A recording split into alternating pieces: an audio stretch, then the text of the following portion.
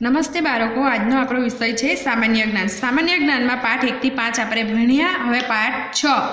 પાઠનું નામ છે ગણો તો ખરા. અહીં ચિત્રો આપેલા છે, તે ગણીને આપણે અંક લખવાના છે. ચિત્ર ગણી અંક લખો.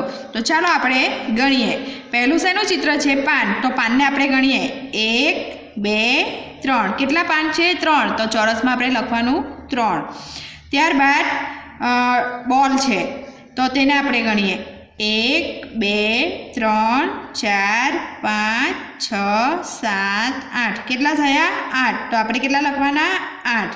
ત્યારબાદ મોટા બોલ છે, તો તેને આપણે ગણીએ 1 2 3 4 5 6. કેટલા થયા? 6. તો આપણે ચોરસમાં લખવાનું 6. ત્યારબાદ પેન્સિલ છે, તો પેન્સિલને આપણે ગણીએ 1 2 3 4 5 6 7 8 9 10 11. કેટલી પેન્સિલ થઈ? 11. તો ચોરસમાં આપણે 11 લખવાનું. ત્યારબાદ ચોરસ, તો આ ચોરસને આપણે ગણીએ 1 2 3 4 5 6 7 8 9 10 11 12 13. કેટલા થયા? 13. તો અહીં ચોરસમાં આપણે લખવાનું 13. ત્યારબાદ ત્રિકોણ, તો ત્રિકોણને ગણવાના છે 1 2 3 4 5 6 7 8 9 10 11 12 13 14 અને 15. કેટલા ત્રિકોણ થયા? 15. તો આપણે અહીંયા ચોરસમાં લખવાનું 15. ત્યારબાદ નાકનું ચિત્ર છે. નાક કેટલું છે? 1. તો અહીંયા લખવાનું છે 1. ત્યારબાદ બટન, તો બટન ગણવાના છે.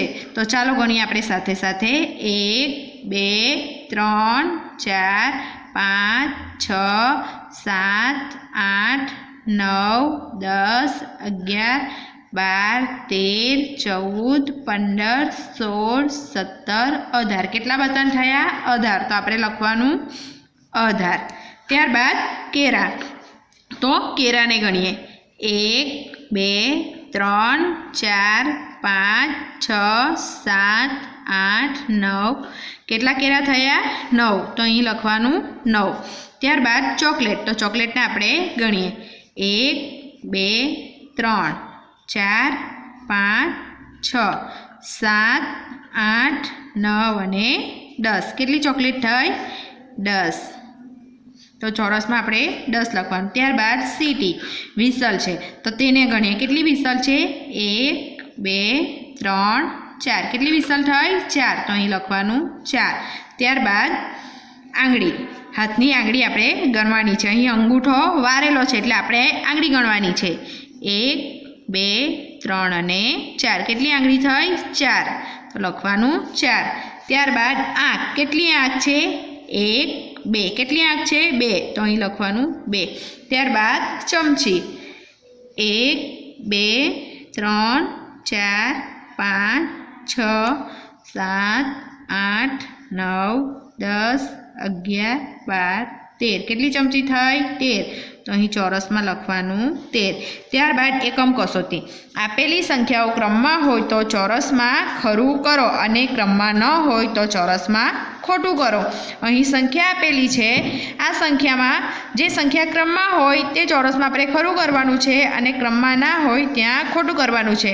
તો પહેલું 1 2 અને 3 આ સંખ્યા ક્રમમાં છે, તો અહીં આપણે ખરું કરવાનું. ત્યારબાદ 6 7 અને 9 આ સંખ્યા ક્રમમાં નથી, અહીં વચ્ચે 8 નથી, આ ક્રમમાં નથી, એટલે આપણે અહીં ખોટું કરવાનું. ત્યારબાદ 18 19 અને 20 આ ક્રમમાં છે, એટલે આપણે ખરું કરવાનું.